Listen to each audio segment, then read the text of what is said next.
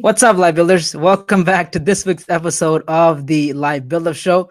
I'm your host, Hassan. Today, we are talking about how to make decisions, how to make decisions when you're stuck, how to make good decisions, how to make decisions when you have two good options. And so, we're talking about making decisions, whether it be small decisions that we make on a day to day basis or sometimes life changing decisions. All right. So as folks are rolling in, I want to tell you that decisions are what makes a leader. So if you think about it, somebody who is very high, on the food chain, if you will, right? Say president of a country, their sole job is to make decisions. Really, if you really think about it, what's the job of a CEO? What's the job of a president of a organization, president of a country? What's their essentially their job is to make decisions, right? So all the informations are gathered, all the information are collected by the people who are working for the president, for the CEO, for the chairman, and they sort of package it all up and they say, look, this is on your desk, right? It's on your email. Let us know what should we do, which direction should we go, and that's essentially a job of a high level bureaucrat, a high level position and power is to make decisions. Isn't that crazy? And I really thought about this and I said, wow, decisions are so damn powerful, right? So how do you make good decisions? How do you make decisions when you're stuck? How do you make decisions when you're confused? How to make decisions, when you feel, afraid? How do you make decisions? Let me tell you, the steps to making decision. All right. So I will give it to you straight off the bat in the very beginning here. Right. So this is how you make decisions. Okay. I call it step, about 4 steps here. Very simple. 1, you have to brainstorm. All right. Number 2, you have to consult. Number 3, you got to decide. And number 4, you got to do it. All right. So brainstorm, consult, decide, and just do it. Okay. So these are the 4 basic steps to making a good decision. Okay. Making a decision in the moment. Sometimes, decision good or bad, it might vary, right? The result is not in your hand. So sometimes people, they say, you know what? I don't know. I can't make a decision. I'm not sure. And so they wait. And matter of fact, them waiting, they're actually making a decision by waiting. All right. So you want to make sure you make decisions, because it's at the moment of decisions in your life that, destiny is shaped. Right. And one of the very famous motivational speaker, and it's where he talks about this. He said that your destiny is shaped at the time of when you make decisions. Because if you think about it, when you make a decision, your life goes in a whole different direction. Right? You make one decision that can shape and affect the entire life. If you think about it, Rosa Parks, right? In 1955, Montgomery, Alabama, she decided. If you think about it, it was a decision, right? She was in the back of the bus. She decided that today she's not going to give up her seat for a white man.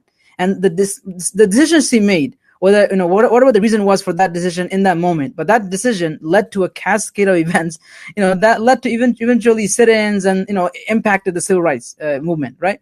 And of course, that's a narrow way of looking at it. But the point is, decisions make a huge difference.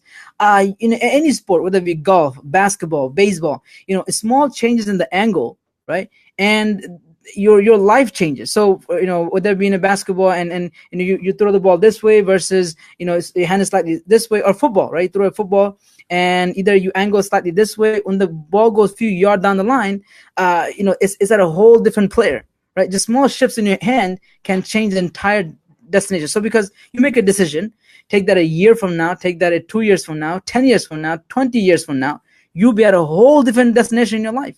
So, decisions are so important, but people are always afraid to make decisions. People who are successful, people who are high achievers, people who are leaders, they land on an island and they burn the ship, right? So people always, they have a backup plan. I don't believe in backup plans. Honestly, you might say, well, what do you mean? You got that backup plans. Governments have contingency plans.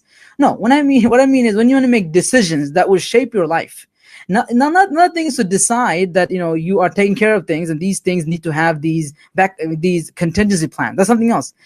But in life, when you're making decisions, you have to just decide, land on the island, and burn the ship. Because if you have a ship waiting for you, what's going to happen? You're not going to be fighting, tooth and nail to survive. You're just not going to, right?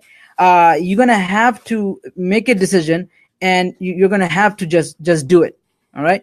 And so when you make a decision, you land on the island, you burn the ship. So that's something that's very, very important. Decisions is almost a muscle, right? So the more you make decisions, the better you get at them. Some people are so indecisive that they never make decisions in their life. They constantly wait, they let things play out. They would rather circumstances or people or just life decide for them. They feel that's better. That's sometimes the worst choices, because they would rather not live with the fact that they made the choice themselves, right? And so they wait for things to make decision for them, right? So it's very interesting. It's fascinating, actually. Sigmund Freud said that if you make a decision, right, and the decision involves something petty, small decisions, good. Look at the pros and the cons, right? Look at the is going to be the positives or the negatives. But when you have a big decision to make, he actually says you have to let your unconscious decide. Isn't that crazy? So when you have a petty decision, like, should we go to this restaurant or that restaurant, or whatever. When you're making a big decision, should I drop college or not? Those big decisions, you have to ask your gut, right? You have to really ask your gut. I remember some of you may know this or may not know this. I used to be pre-med, right? And I was studying to go to medical school, took MCAT and everything, and I was going in that path. But at one point, I decided that I want to study psychology. I want to go to grad school for counseling, and I was in between the two decisions. And I remember I had this life coach, and as corny and cheesy as it might sound, I'm telling you, he literally helped me decide within the span of 5 minutes. I was over, thinking it. I was seeing all the pros or the cons, long term, financially, how I'm going to make. And that time I didn't know much about psychology field, especially folks, from my community, right, in my ethnic background, they don't usually, do psychology, counseling, social work, mental health. They don't do that, that field. And so for me to go and decide to go to grad school for counseling, and then later on, turned into coaching and consulting, for me to go this route, it was scary. I mean, it was brand new. I don't know what was going to be the pros and the cons. And I was stuck, and I was doing research. I was calling people. I looked up on the internet and, watched all the YouTube videos about it. And so I was stuck in making decisions. Should I continue on forward, going to medical school and go that route and become a physician and so forth? And that one phone call I had with him, literally within 2 minutes, he told me, you know what, Hassan, stop thinking. You're thinking too much. I said, you're right. I'm thinking too much. He said, look, take a deep breath. All right. What does your gut say? What does your gut say? I said, really? Like, I'm going to go. He said, go with the first gut. I said, you know what? I don't want to pursue medicine. I honestly want to study counseling, psychology. That's what I want to do. He said, that's it. That's the decision. As scared as you are, you ask your gut, and that's a better decision you're going to make. Matter of fact, there's a study, and this might, convince you. Those of you still like, no, but God, it's too scary. I don't know how I'm going to, but I got to decide all the pros and cons. Yeah, well, let me tell you the study. It was the two psychologists, AP and other person, I can't recall his name. I think Zegger, his name is. They did an experiment, and this is cool. And literally, they had 5, sort of these pictures, the wall paints, right? And there's 5 posters, and they divided this experiment in 3 groups. So the first group, they said, okay, there's these 5 posters, all right? You guys get to analyze the pros and cons, take your time. Then you get to pick one of the, and then pick one of the posters which you think is the best poster. Okay. So here are the 5 posters, analyze the pros and cons, and then make a decision as to which one do you think is the best looking poster. All right. Okay. That's group number 1. Group number 2, they told them, okay, I will show you the poster once. Okay. You get to see it once. Okay. Look at it. Decide now. Go. Pick one that stands out. So they didn't have time to think of it. In a split second, they have to make a decision on one poster, poster that's good. The third group, Okay, this is really cool. Pay attention. The third group, they said, okay, you get to look at it once. Boom, look at it. 5 posters here. Boom. Okay, they'll give them like some kind of other task to do. Then come back again, look at it again, decide. So do you follow me? So the first group got to take their time, analyze, and pick one poster. The second group got to only look at it once and decide. The third group, they got to look at it once, get distracted, look at it again, and decide. Okay, but not didn't get time to analyze and things like that. Look at all the shapes and the forms. But the crazy part was then they told the people, okay, all right, the one you decided, guess what? You get to take that home. Oprah, everybody wins, right? They basically said, okay, you could take that home. And then they followed up with these guys a month later or 2 months later. I forget what the study was. I read it a while back, and they said, okay, they called them up 1 month later, 2 months later. The interesting part was when they asked these people, right? Okay, how confident do you feel about the decision that you made, right? How confident do you feel about the decision that you made? And so when they asked the people who analyzed this, super analyzed it, looked at all the shape and the color of the form and the lighting, they were so happy with the decision. They take, yeah, I'm happy. The guys who got a split second decide, they weren't happy at all. The guys who got to look at it once and then got a little break, look at it once again, like got 2 split seconds, they weren't that happy either. But here's the crazy part, right? So a month later, 2 months later, they call back these guys who had super analyzed their paintings, and they found out they weren't that happy with their painting. That crazy? And the guys who looked at it in a split second and had to decide, and they took it home, they weren't that happy either. Oh, shocking. See, they weren't happy either. So I'm not saying a split second decisions are good. They weren't that happy either.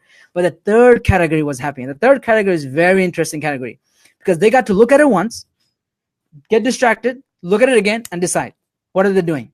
See, when they looked at it once, then they got distracted, they let the unconscious do the thinking. That's what Sigmund Freud said. When you have big decision to make, when you have small decision to make, you can look at the pros and the cons. If you have a big decision, let your unconscious decide.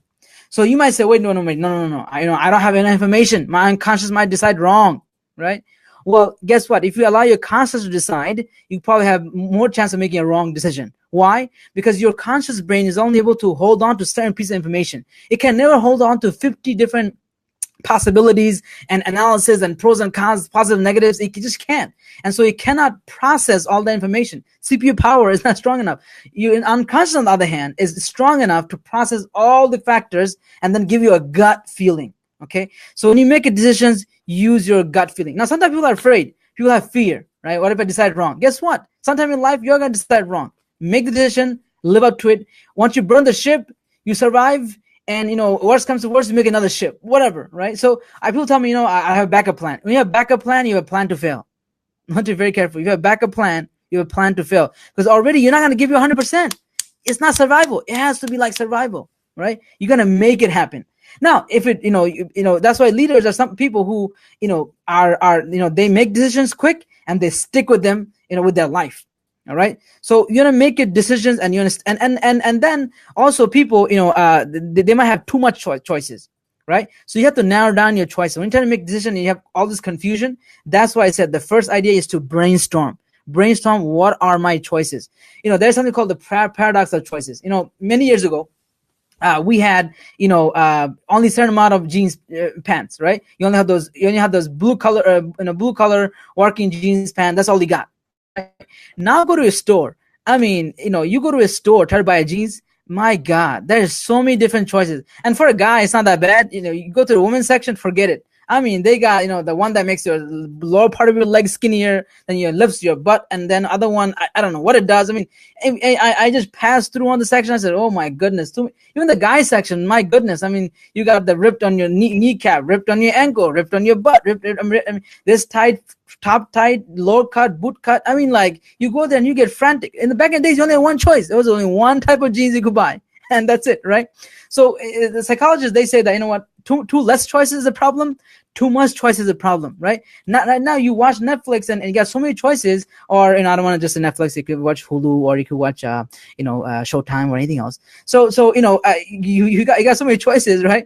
And then you watch something and you don't feel satisfied. You know why you don't feel satisfied? Because always something lingering in your head that's telling you, this is pretty good. But you know what? There might be something better, because there's so many choices. And so your brain actually always constantly, you're at home, you're thinking about work. You're at work thinking about your play. You're play, you're thinking about home. So you're constantly thinking about where else can I be, right? Because you got so many damn choices. So in life, you have to be able to narrow down your choice. And how do you do that? All right. So on the step number 1 is to brainstorm, right? But before you brainstorm, there's actually step number 0. Okay. That is that you got to be able to have a lot more filter in your life. So once you know your life vision, right? So I know for me, my passion, my experience, my goal, very simple, right? And I'm in the field of psychology, I'm in counseling, I'm pivoting towards working with high achievers and entrepreneurs, and I'm a coach, for high achievers entrepreneurs. That's what I do. So anything that doesn't relate to that, I don't care about.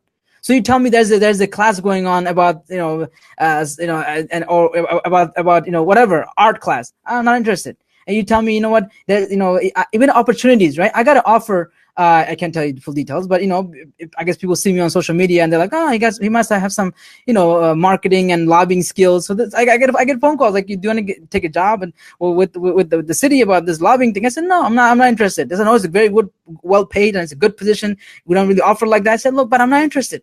Even if it's a good thing, I'm just not interested. My brain is so filtered. Even when I go through social media on YouTube, if something, of course, sometimes you have interest. Like maybe I might like to watch Net Geo and National Geography, and I like some of those documentaries, space. I like astronomy, especially metaphysics. Some of the stuff is pretty cool. You know what I'm saying?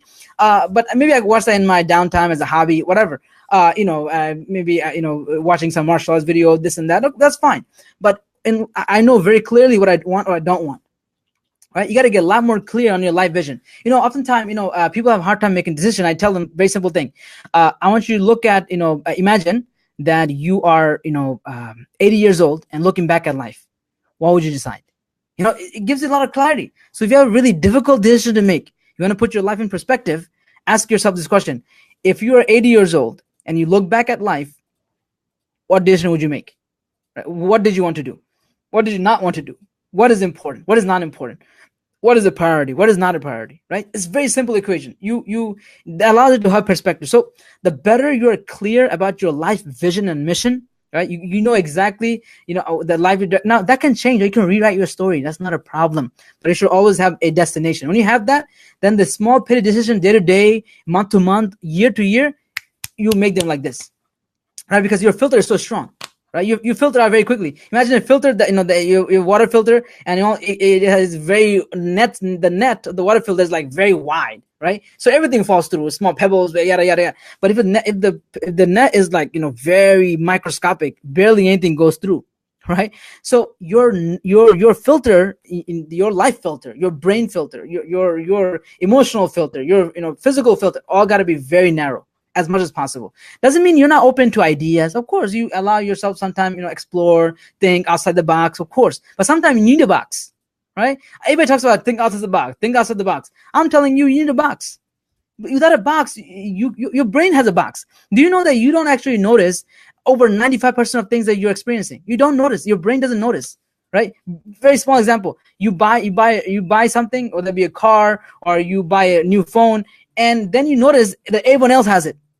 It's not that everybody else did not have it. It's that now you're focused on it, so you see it. Your brain actually filters out most of the stuff. And it has to, or else you go wild, right?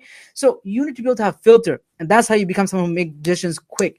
So a politician should have, they know their policies. They know what they stand for. They know their platform. Then that's a decision easy. And that's not how it really works in politics, because, folks pay money and lobbying and people move around, right? We know that very well. But, ideally speaking, you got to have your platform, you got to have your base, and you follow through, right? You don't wish-to-wash. So the point is, you got to have good filters in your life. When you have that, decision making is easy. So start number one, brainstorm. So brainstorm, what are your options? When people are confused, they don't know what to decide, I don't know what to do, I'm not sure. Okay, put it down on paper. Damn it, put it down on paper.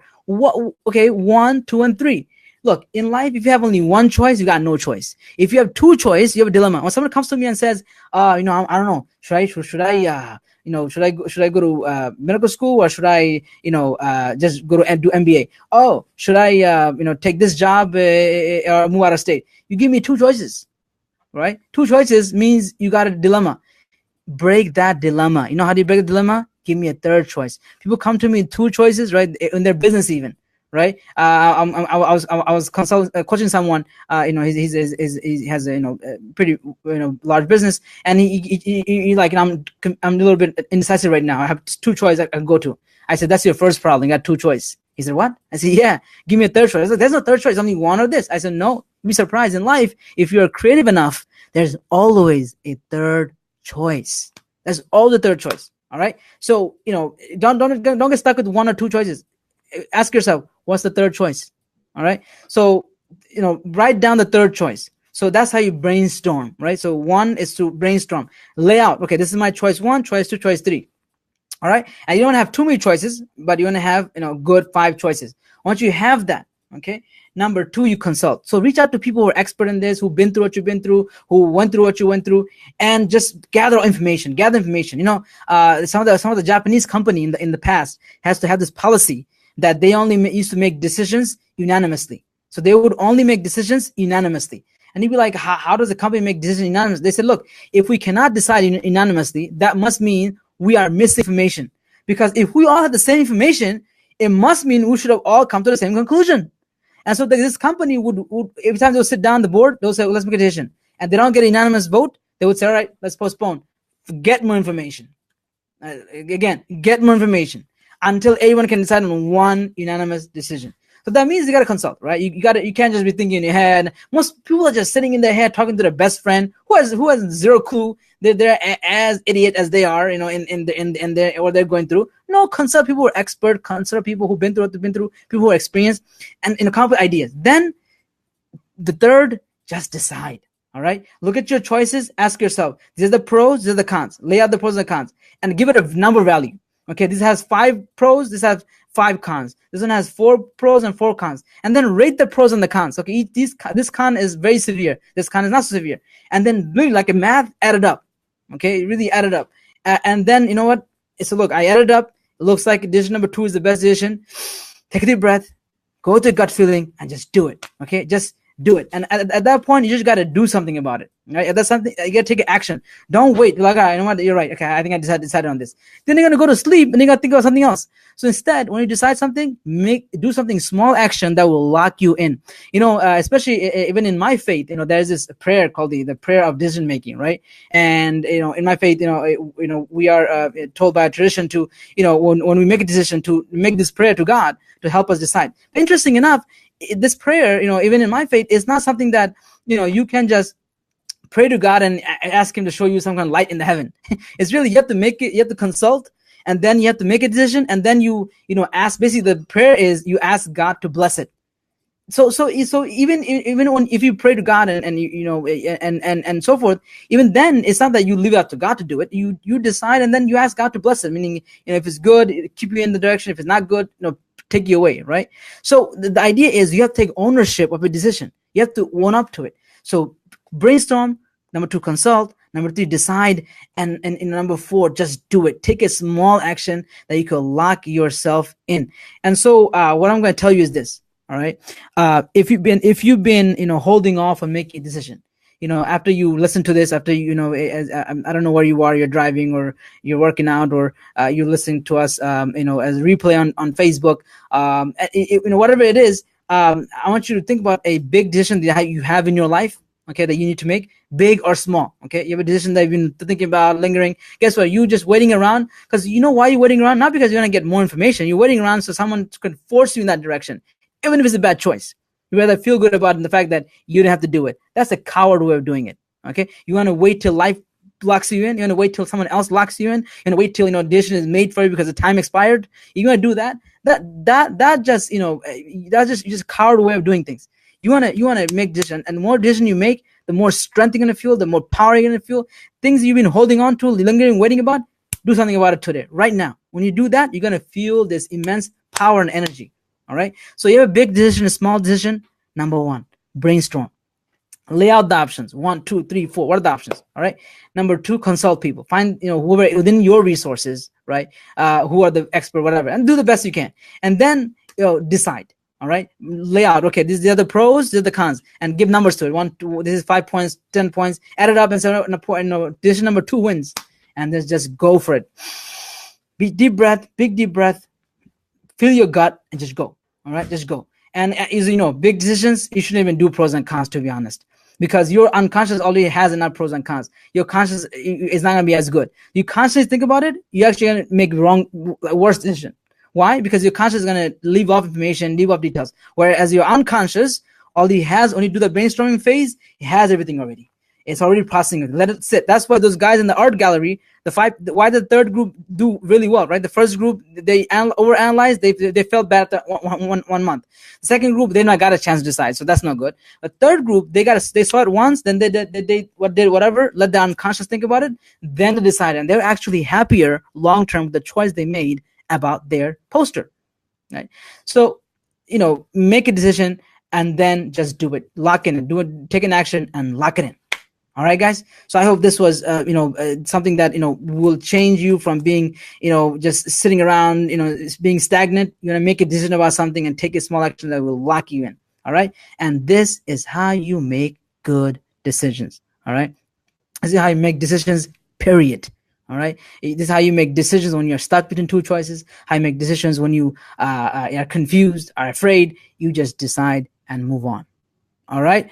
And all right, guys, I hope and I'm so happy that you can join us every Thursday night, 9 p.m. and Eastern. And I hope to see you, and I hope we can join again next Thursday, this time 9 p.m. Eastern. Until then, this is your host Hassan.